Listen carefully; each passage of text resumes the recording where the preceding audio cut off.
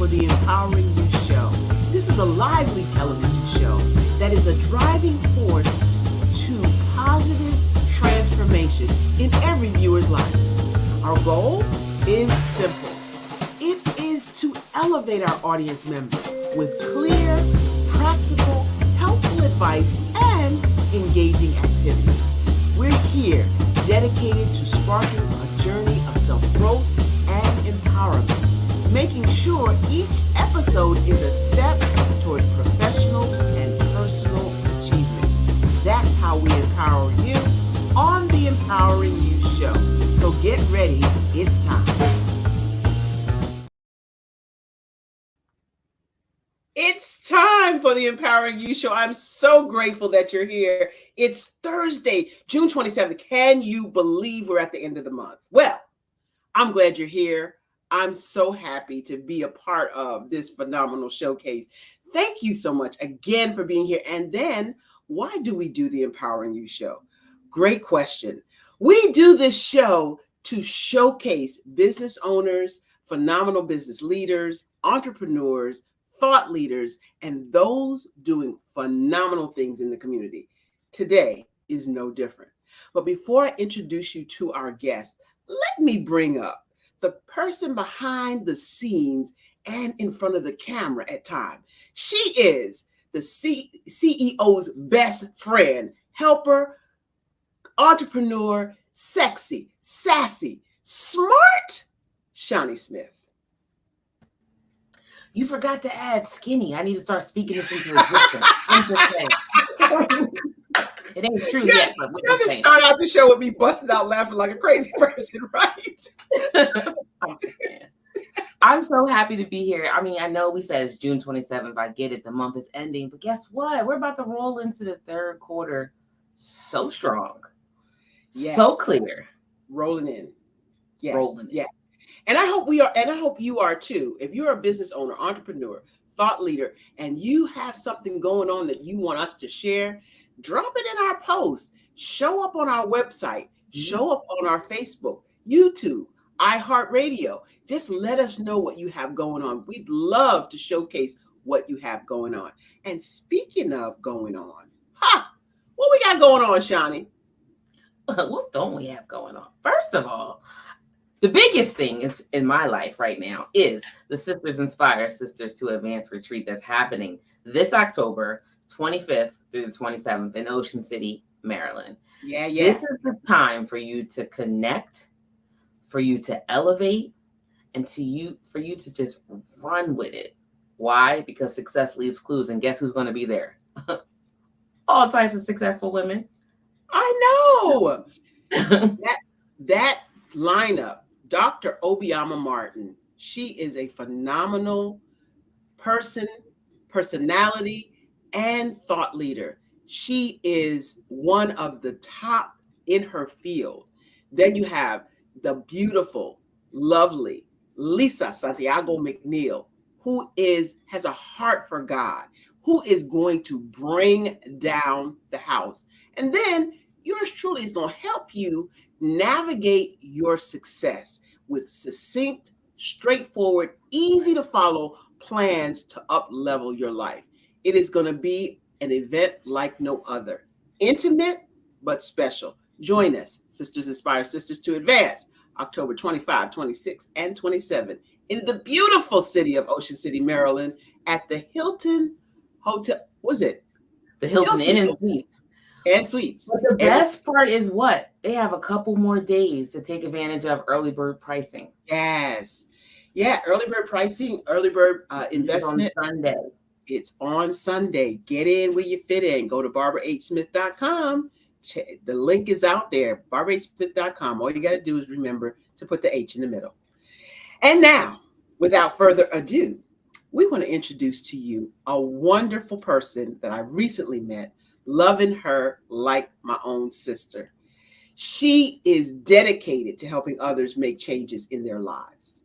She's a certified life, and I love this, happiness coach, a certified assertiveness and confidence coach, a certified holistic wellness coach, a professional speaker, workshop facilitator, and blogger. She is also a wife, a mother, grandmother, and an advocate against domestic violence. She is one of the Domestic Violence Speakers Bureau of Mecklenburg County, Charlotte, North Carolina, and a supporter of Safe Alliance, a resource for victims of domestic violence. She loves to cook, read, sew, crochet, and write. Help me bring to the show Sister Janine, Jeannie Muhammad. I was gonna say Janine, Jeannie Muhammad. It's okay. It's okay. This Huh? our sister. Listen, How? she's talking my language, food, happiness. What else is there? I'm just saying. And you said something that struck a chord with me. When you said skinny, that's what I'm trying to speak into my life. Well, you are looking so thin today. So, so Oh, thin. good. In fact, you might be skin tea with the T on the end, and I meant that on purpose. I'm just saying.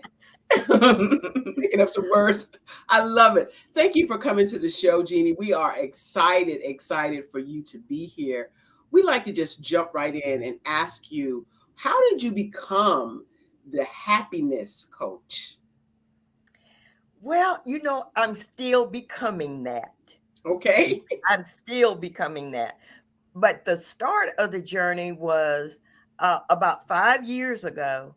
Okay. I decided that all the chaos and trauma that was in my life previous, I decided that I needed to use that to elevate and empower other women that have gone through similar circumstances. So that's Understand. when I started taking courses, and so that I would be able to speak with clarity, so that everybody would understand the importance of fighting the disease of domestic violence. So Wow. I took a course, a happiness course, and so from there, um, I was networking with other people, and someone said, "Oh, you're a happiness expert." I said, "Oh, I kind of like that. I Well, I kind of tell you like what, when I first saw you, you exude happiness. When you got up to tell your story, for those of you who don't know, or probably all of you don't know, I met Jeannie in a setting of authors. It was Lisa Santiago and Brian K. McNeil's setting of the author showcase. And she is an author. And so by us being authors, we got a chance to meet. And when I walked into the room, actually we walked in together. We met in the parking lot and we walked in together. She exudes happiness. Now, of course, by the way, you're wearing my favorite color. Just saying. Um, she exudes happiness, and after she told her story, which I want her to get to, it was like almost, how could she be so happy having gone through so much? And so I want you at this point to talk about the backstory. We get a chance, most of us, to see how beautiful, how lovely, how wonderful our lives are now. But I want you to talk some now about your backstory. Yes, I always start with where I was born. And I was born in the middle of a cotton field in a two-room shack. It had no running water, no electricity, no, and in fact, the floors, it was a dirt floor. Wow. And there were five of us that lived there, my mother, father, and two sisters. And my earliest memory was waking up to my mother screaming. My father was beating my mother. And this went on throughout my childhood. The abuse my father gave towards my mother. And I left home when I was 16. And that's a story in itself about how I escaped from this plantation. Um, and because it was in the country, and this was in the 60s, Mm. so It wasn't like I could get on a plane or anything like that because it was in the country. And we just lived at this point on the side of a road, and the only thing that came through was a Greyhound bus. But I envisioned myself on that Greyhound bus escaping this situation. And eventually I did. But like I said, that's a story in itself, how I did that. But I went to California when I was How 16. did you get to California? I told you Well, it's a story. It is I'll try to make it short. I I haven't had an aunt and uncle that lived in Redwood City, California, which is just okay, outside of San Francisco. okay. And they would visit us, every 5 or 6 years. And they always I would say to my father, they wanted my oldest sister to come live with them, but she didn't want to go. So I Mm, decided when I was 15, I said, I am going to, get out of here. So I forged a letter pretending I was my father and what we got to said, do? I did what I had to do. I did what I had to do to get out of there. And I pretended I was my father. And I said it was okay for them to send a bus ticket to come to California. Mm, And so, because I had been very sickly as a child, I had a real bad case of asthma. I was mm, sick all the time. So, God forgive me, I pretended to be sick so that I could stay home and watch for the mail to come with that bus ticket. So when the bus ticket finally did arrive, I told my father that I was leaving. And I mm, asked his permission. I said, I'm going to ask your permission to leave. He said, no, no, no, you cannot leave. And finally, when I got tired of asking him, I said, well, I'm leaving anyway. mm, And I said, you cannot watch me 24 hours a day. And one day you're going to come home and I'm going to be gone. mm, mm, mm. And he said, well, okay, I see you're determined to leave. So, okay. Wow. And this I have to give him credit for because I had a love-hate relationship with my father. I hated what he was doing to my mother, but my father was brilliant in a lot of ways. And so he told me, he said, you can leave, I'm going to give you my blessing, but always know you have a home to come back to. Wow. So I really, that always stood out to me because eventually when I went through all of the things that I went through, I did end up going back home eventually Mm. after many, many years. But I went to California. And so I'm trying to make this story because it's a lot. But I'm it's all in, intriguing. like. Yeah, all of us. All of us. So I went to California. I was 16 years old. And I had planned not to go back to school. I was just going to not go back to school. But I thank God that my aunt and uncle insisted that I go back to school and graduate. So I went back to school. And even though I grew up in the country and on a farm, my mother and father had, my mother's parents both were teachers. Wow.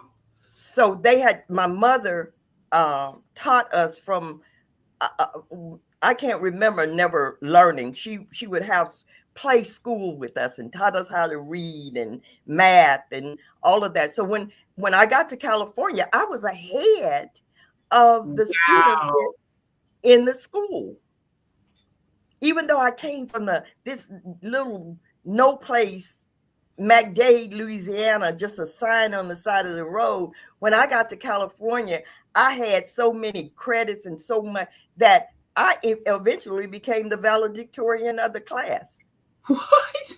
There were 500 students in my graduating class, and I was selected as the valedictorian.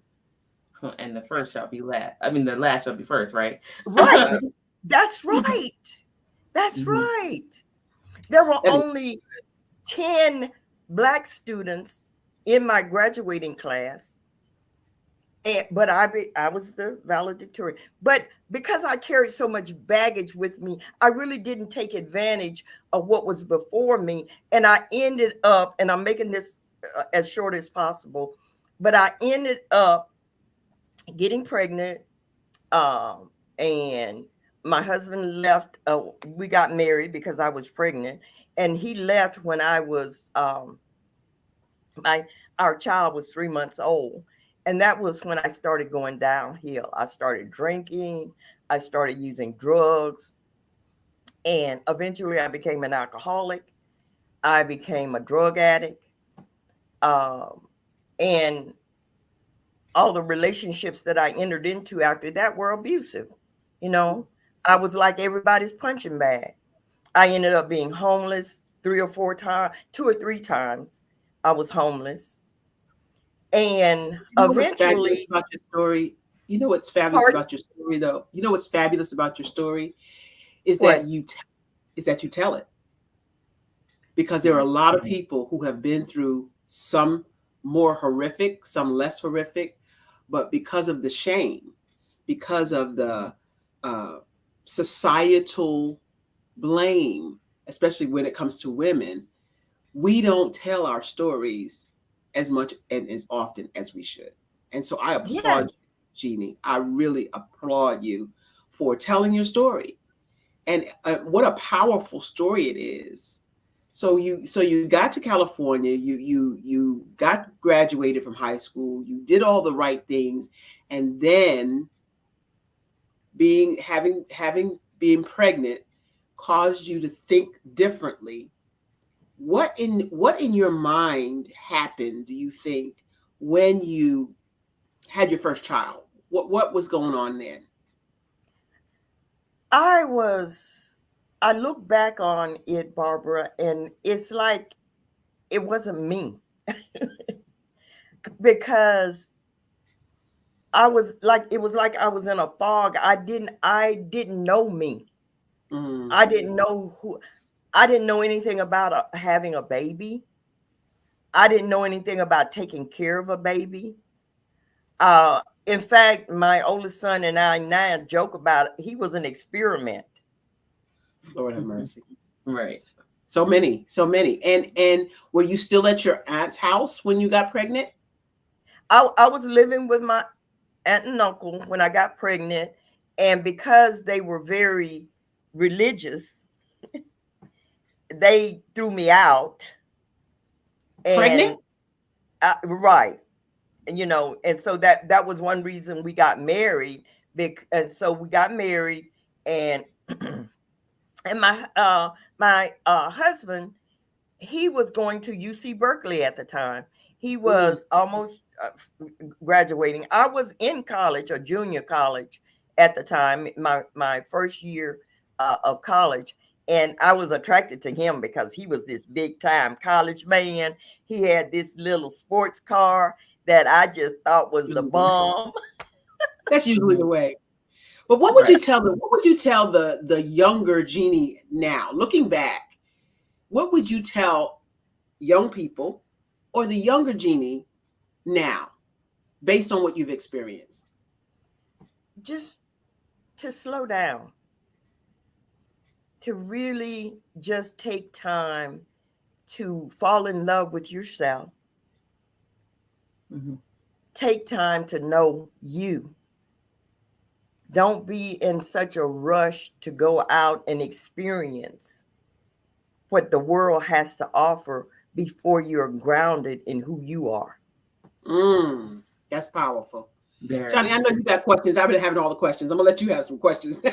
I mean, just piggybacking off of that, if you had to take this story from Louisiana to California, like your life, and you were to write a book about that, like what would you name that part of your life? Ah, the little big eyed girl, the window to my soul. Hmm. Oh, that's so good, Jeannie. You got that written Yeah. down already? Or you got that done? Yes, ma'am. Yes, ma'am. Wow. Yes, ma'am. Women who are listening out there, you want to give them something. what is it that you want to give them? Hope, knowing that no matter what comes into your life, I don't care how dark it may look, I don't care how it may seem as though there is no way out of the situation that you're in, there is always hope. Mm-hmm. And as long as you can just hold on and develop I always say, if you develop a relationship with our Creator, strive to develop that up close relationship. It doesn't care. I don't care what label you may put on it. I'm Muslim, Christian. I'm all of that. I'm all of those labels. I'm Jew. I'm Christian. I'm all of that, because I know there's one God. That's it. There's one God, and as long as we are in love with that one God, and we serve that one God, and we're striving to please Him in how we live our life, there is hope. Don't ever lose sight of the fact that we can use all of our adversities as stepping stones to success. Everything that comes into our lives, we can use it. It's an opportunity. Because God uses it all. Nothing is He wasted. He uses it all. Nothing is wasted. He doesn't waste anything. Let the church say amen. Okay, so you're a coach, right? And you have a phenomenal background and things that have happened to you in this journey. What's the first steps that you do when somebody comes to you and maybe their story is slightly different or is totally unrelatable to what your story looks like? How do you approach working with them to achieve their goals? That's a good question.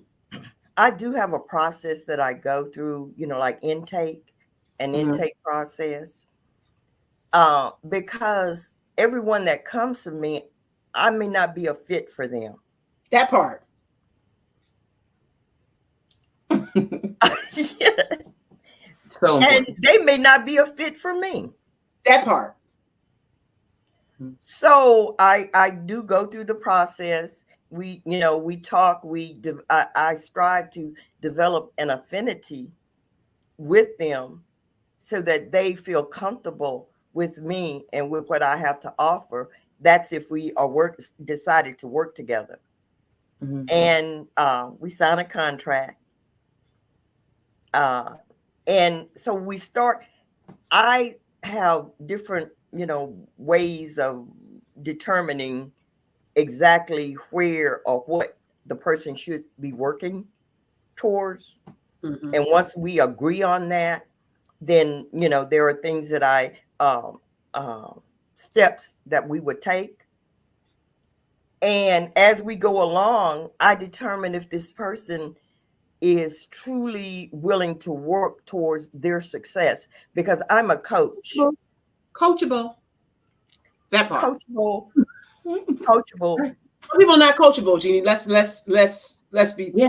And some people don't know that they're not coachable. They really truly believe that they are, like that it's you. That's right.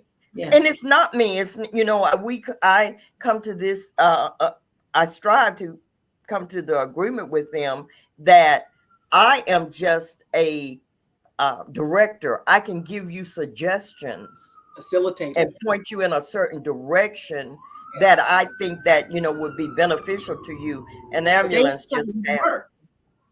But ambulance just passed you or us, because it sounded like it was here. Oh no, that was me.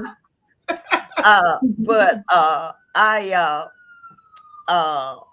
there's another one. Something really must be going on in my neighborhood. That's okay. Wow. There's another one.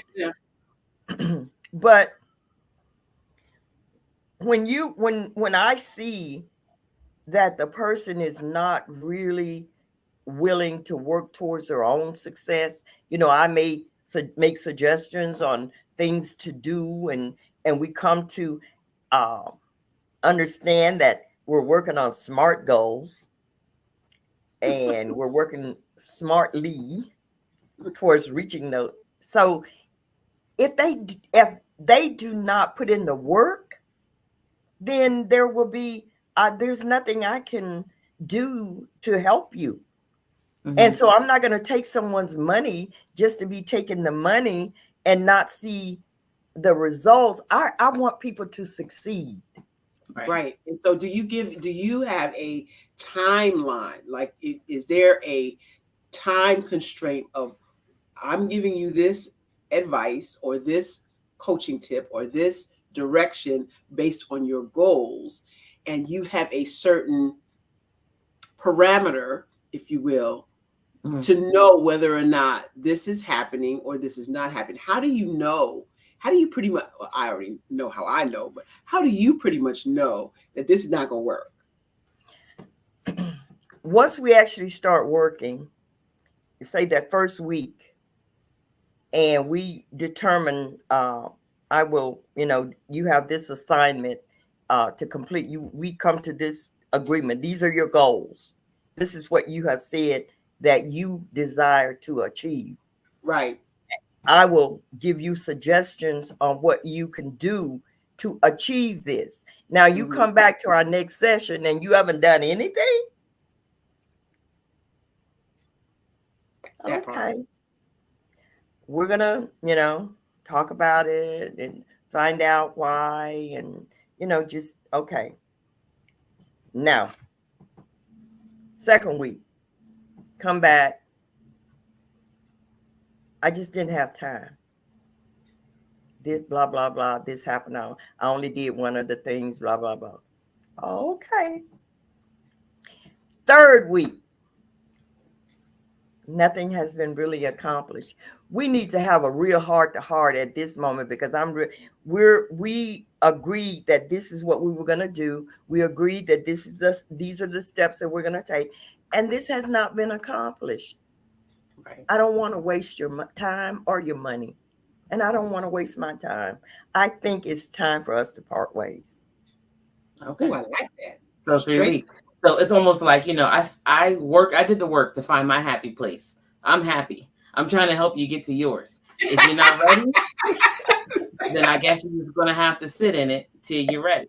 Right. And when you're ready, God willing, I'll still be here, or someone similar to me, you will be able to go to, and when you're ready. But these are the things I suggest that you do to get ready, and I will give them things.